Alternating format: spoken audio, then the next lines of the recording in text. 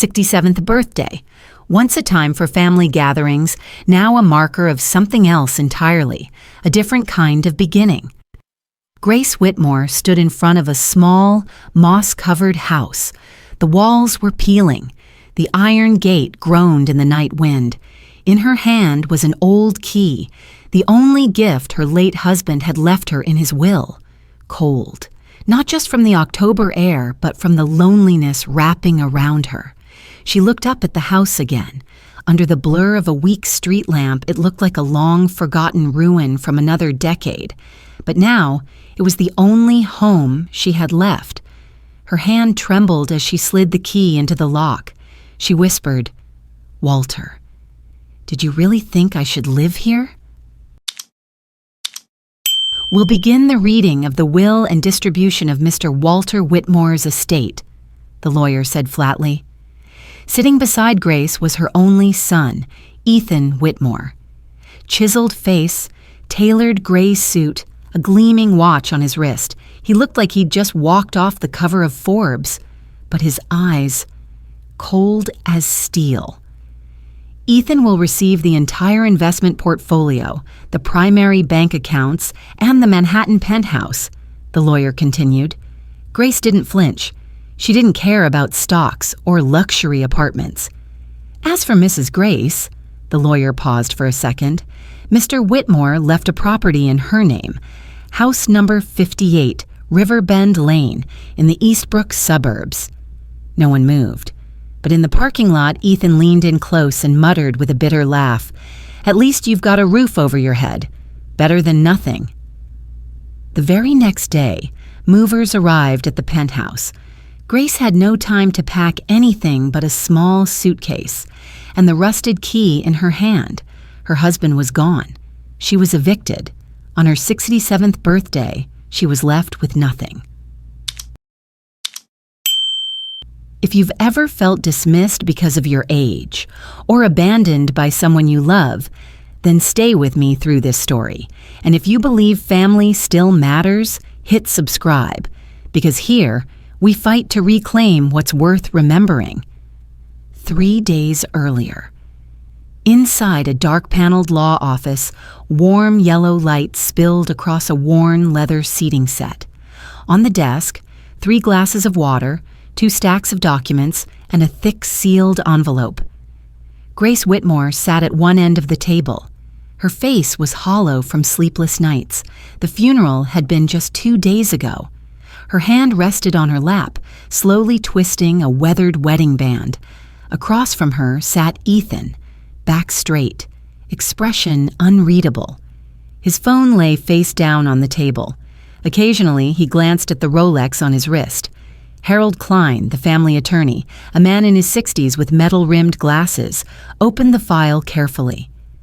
According to the will, Mr. Walter Whitmore's estate will be divided as follows. His tone was measured, professional, but Grace noticed a flicker of hesitation in his eyes when he turned to page 3. Mr. Ethan Whitmore is designated the primary heir. He, T, inherits all family business shares, listed investments, including the Morgan and Haynes account, Orion Holding stock, and the penthouse apartment at 15 West 57th Street, Manhattan. Ethan gave a polite nod and a practiced smile. "No, thank you." Grace looked at her son, her eyes softening. She didn't care about the apartment or the money. What struck her was the indifference in his gaze, a look one gives a stranger. As for Mrs. Grace Whitmore, Klein paused, then continued slowly, she is to inherit a sole property held in her name, 58 Riverbend Lane, Eastbrook. Grace frowned slightly. Riverbend Lane? A name never once mentioned in over 40 years of marriage. Ethan glanced sideways at her, one eyebrow raised, lips curled, as if he'd just heard a punchline. In addition, Klein concluded, Mr. Whitmore allocated a portion of his savings toward a family-named welfare and scholarship fund. Silence, thick and heavy, like dust blanketing a legacy long forgotten. Grace nodded once, no reaction, no questions. As she stood to leave, Ethan leaned close, his voice low and smooth. "You'll move out of the penthouse today. The interior team comes tomorrow. Wouldn't want to slow down my business schedule, right?" His words were gentle, but each syllable sliced like a blade. Grace froze, not from what he said, but from who he was. The boy who once clung to her, crying after school bullies. The boy who used to kiss her cheek every night. Now he looked at her like a burden that needed clearing. After the meeting, she had only a small suitcase, a faded leather handbag, and the old key the lawyer had handed her on the way out. "Mr. Whitmore asked me to give you this," Klein said, eyes distant. "He told me you'd know what to do with it." That night, Grace stood outside the penthouse, once their home, just to see the door close behind her one final time. Ethan never looked back. The son she once loved more than life had sealed the door shut on his mother. Rain had just stopped. Puddles shimmered under a weak streetlight near a small house, hidden deep in an overgrown Eastbrook alley, a place the locals jokingly called where time went to sleep. Grace Whitmore stood in front of a rusted iron gate, key in hand. Before her stood 58 Riverbend Lane, the only thing her late husband had left behind. The house looked like a worn-out memory. Cracked roof tiles, ivy crawling up the walls, one window hanging off its hinges. A faded sign still clung to the wall. Pending demolition. Like a final reminder that this place wasn't meant to be lived in. "Walter." "Why here?" she whispered. Under the weak beam of a small flashlight, she slid the key into the lock. The door clicked with a dry snap. As she pushed the old wooden door open, a cloud of dust burst out, making her cough. But what stole her breath wasn't the dust, the light that flicked on above her head, not the dull flicker of some forgotten bulb. No, this was clean, bright white light, pouring from a row of recessed LED ceiling panels. She froze. Her hand brushed the wall switch, an intelligent, touch-sensitive control. Inside didn't match the ruin outside. Though dusty and straightforward, the place showed signs of deliberate care. All electrical outlets, breaker panels, and wiring were brand new. There were recent signs of soundproofing and insulation installed. A small, modern brand fridge sat in the corner, unplugged but still sealed with its factory warranty sticker. She strolled, her thoughts racing. Had Walter done something behind her back in his final years? In the living room, a crooked old painting hung above the fireplace. As she straightened it, she discovered a small electronic panel hidden behind the frame. The screen blinked to life. "Welcome, Grace." Just below was a card scanner, or a keypad input, locked. She headed for the kitchen. Her hand moved instinctually, tracing familiar paths, until it stopped at a wooden wall shelf, slightly misaligned with the rest of the wall. She gave it a gentle tug. The entire shelf rotated like a hidden door, revealing a narrow passage leading to a basement. The staircase creaked under each step. The musty smell of rotting wood clashed with a hint of fresh paint, an eerie mix of decay and modernity. In the basement, faint light came from a motion-activated lamp, just enough to see. A clean metal desk, a wall-mounted safe, unopened, and a sealed envelope placed neatly on the desk. She stepped closer, heart pounding. The handwriting on the envelope was instantly familiar, tilted, careful strokes. For Grace, the only one I trust. Walter. She sat down. The room felt like it was holding its breath. With trembling fingers, she opened the envelope. The wooden chair creaked as Grace sat, facing the envelope marked, "For Grace, the only one I trust." Her hands shook slightly as she tore it open. Under the soft yellow light, bold, clean handwriting emerged. "My love, if you're sitting in this house reading this letter, then I'm no longer beside you. I'm sorry for the emptiness I've left behind, and even sorrier for the things I never got to say while I was alive." She touched the opening line, hoping to feel him through the page. 6 years ago, I was diagnosed with late-stage heart disease. They said I might have 5 good years left, if lucky. If not, less. And from that moment, I started preparing, not for my death, but for your life. After me." Her head dropped for a moment. They had spent a lifetime side by side, and yet Walter had faced his final years alone, carrying this pain in silence. I watched Ethan, and slowly it became clear. Our son had lost his way. Success had made him cold, calculating, ungrateful toward the one who raised him. I feared that if I left everything to him, the day you lost me would be the day you lost your home, too. Grace clutched the letter.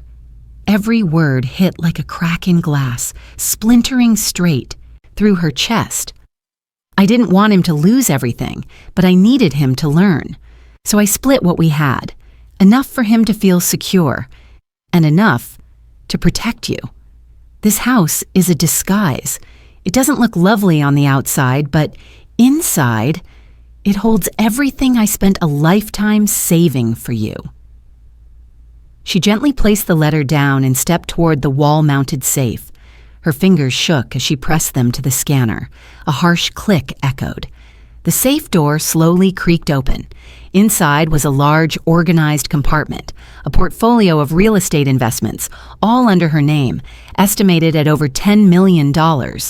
A Swiss bank account agreement, complete with full ID codes and withdrawal credentials. A long-term investment fund contract with stable returns, and a clause preventing any transfer without her approval. And on the lowest shelf, a meticulously polished mahogany box. Grace opened the box. Inside, a brand new wedding ring, exquisitely designed, engraved with the words, "My Grace, always." An old wedding photo, the two smiling on a beach long ago, her face still youthful, and Walter's gaze just as gentle as ever. A minor car key bearing a silver-plated logo, Packard 12, 1939.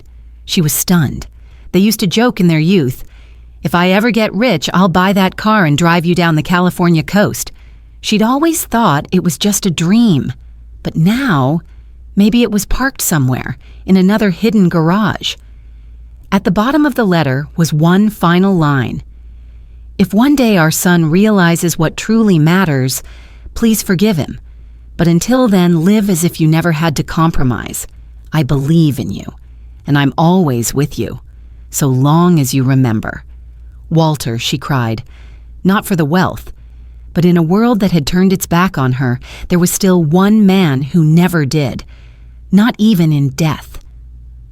After a long night, Grace woke in the old armchair in the living room, not because it was comfortable, but because she had fallen asleep holding her husband's final letter to her chest. Outside, soft morning sunlight filtered through the window. She felt like her heart wasn't entirely empty for the first time in days. Stepping out onto the front porch to breathe in the fresh air, she spotted an older woman bending over, watering flowers along the fence next door. Grace nodded politely. The woman looked up, eyes lighting up. "Grace? Is that really you?" Grace blinked in surprise. "I'm sorry. Do I know you?" "I'm Eleanor, your next-door neighbor. I used to be friends with Walter. We were in the senior art class together at the community center." Leaning on the handle of her spade, Eleanor slowly walked over to the fence. "Walter told me so much about you. He once said, 'If I don't get a chance to say goodbye, at least Eleanor can tell her how deeply I loved her.'" Eleanor smiled gently, eyes glistening. Grace stood still. Everything Walter had done wasn't some lonely scheme. It was a carefully planned farewell, witnessed by another. Eleanor looked around at the house. "Walter came here every Saturday for the past 4 years. He quietly repaired everything, every brick, every wire. I asked why he didn't hire help. He said, 'I want every detail to bear my fingerprints, so when Grace walks in, she'll feel that I never really left.'" Grace covered her mouth. Tears fell silently. Maybe she had underestimated her husband, not because she didn't trust him, but because she had never dared imagine that love could be this enduring, this patient, right to the very end. The two women sat on the old porch bench. The night before, the new wedding ring from the vault was in Grace's hand. She turned it slowly, silver, catching the morning light. "I thought I had lost everything," she whispered, "but now I realize the only thing I really needed to hold on to was memory and trust." Eleanor nodded. "I lost my son when he was 45, an accident. At the time, I didn't think I could keep living, but then I understood. People come into our lives as gifts. Some stay forever, some pass through. What matters is that we cherish them while we can." Those words brought back a memory. Grace stood and went inside, to the room that had belonged to Ethan as a boy. The blue walls still bore faint scribbles from long ago. She knelt down and pulled out an old tin box from under the bed. She remembered where Ethan kept his drawings and little letters as a child. Inside, buried among childish sketches, she found a clumsy hand-folded card with crooked pencil handwriting.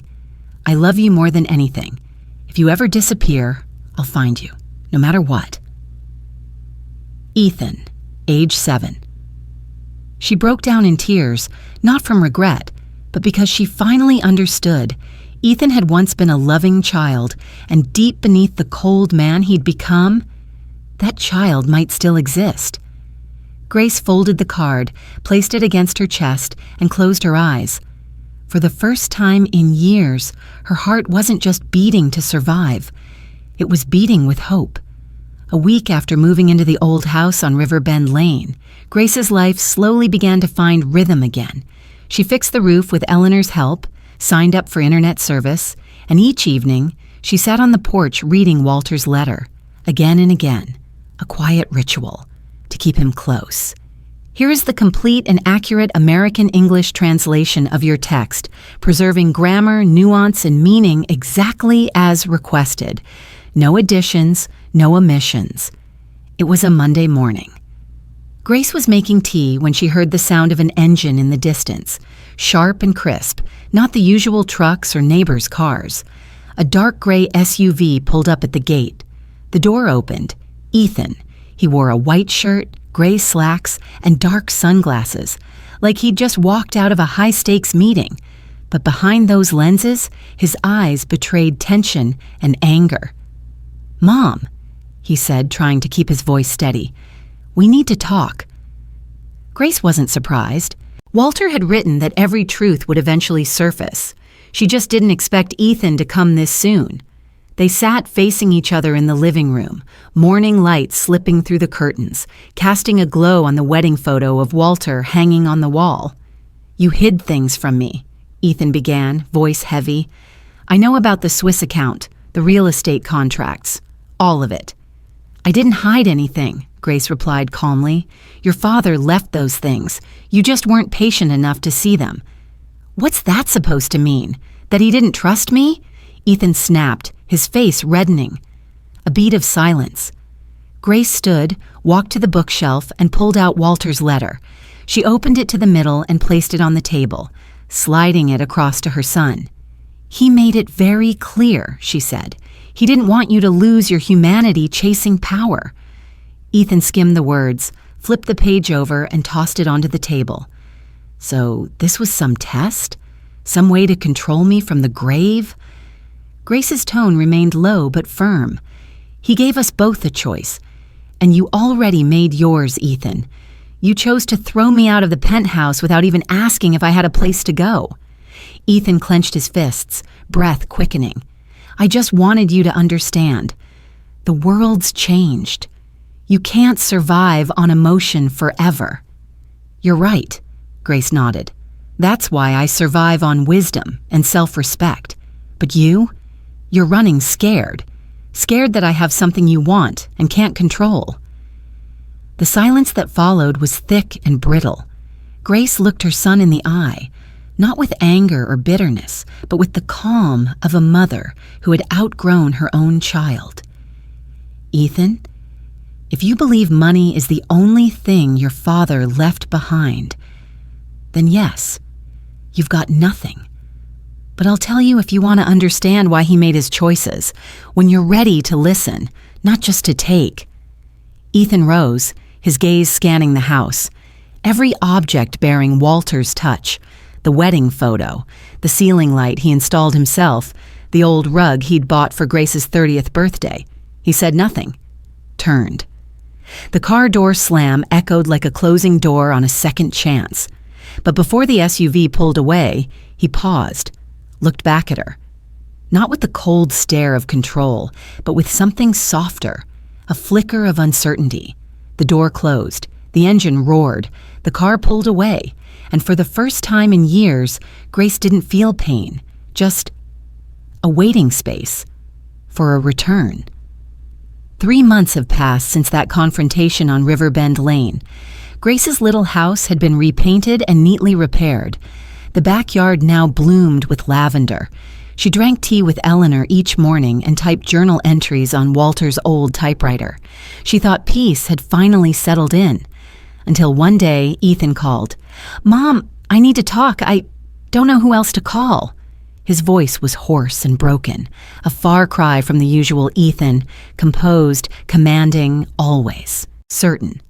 That afternoon, he arrived. Thinner, hair unkempt, shirt wrinkled. He looked like a man who had just crawled out of a storm. "The company lost a major contract," he began. "Stock dropped. Investors pulled out. I've been forced out of the executive board. The penthouse, it's in foreclosure." He looked at his mother, for the first time, with no ego greater than the truth. Grace didn't reply immediately. She simply set a cup of tea on the table. "Nothing will save you, Ethan, unless you choose to save yourself first." Ethan bowed his head. The same hands that once moved millions now trembled. "I was wrong. Wrong from the day I thought I was better than Dad, better than you, just because I made more money." He looked up, eyes red and wet. "I'm not here for money. I just want to know if you still believe in me." The question struck Grace silent. She thought of Walter's letter, every line he wrote, penned from the heart. If one day Ethan is willing to bow his head and relearn how to be a decent man, give him a chance. Not because he's our son, but because every human deserves a second chance. If they choose to change. She pulled out an envelope and placed it in front of her son. "This is the address of the Community Financial Recovery Center. They have a mentoring program for bankrupt entrepreneurs. I've contacted them. They're willing to take you in." Ethan opened it, briefly stunned. "You knew I'd fail?" "No," she replied, "but I always kept a path open, in case you ever wanted to return." He let out a broken laugh. "I'll do whatever it takes to earn back your trust. Dad's, yours, and my own." Grace stood, walked inside, and returned with something familiar, the old tin box that once held Ethan's childhood drawings and cards. She set it on the table and opened the lid. Ethan saw the tiny card with crooked, childish letters. "I love you most in the world. If you ever disappear, I'll find you, no matter what." Ethan, age 7. Tears filled his eyes. "You were once a wonderful boy," Grace said softly, "and I believe that boy is still somewhere inside you." The next day, Ethan began work at a nonprofit organization, leading youth programs in personal finance and risk management. He no longer wore expensive watches, no fancy cars, but each evening he came home in simple clothes, peaceful, with a soft smile. And every night he wrote a short line in a hardbound notebook. Day 1, I'm learning to be grateful again. Day 2, I taught someone what I once looked down on. Day 15, I heard my mom laugh for the first time in years. The road back wasn't short, but it had begun. 6 months later, autumn returned to Riverbend Lane. Red leaves blanketed the road leading to house number 58, now repainted, peaceful, and warm like a true home. Grace sat on the porch in a rocking chair Walter had once built by hand. A book in her lap, a steaming mug of cinnamon tea was on the table beside her.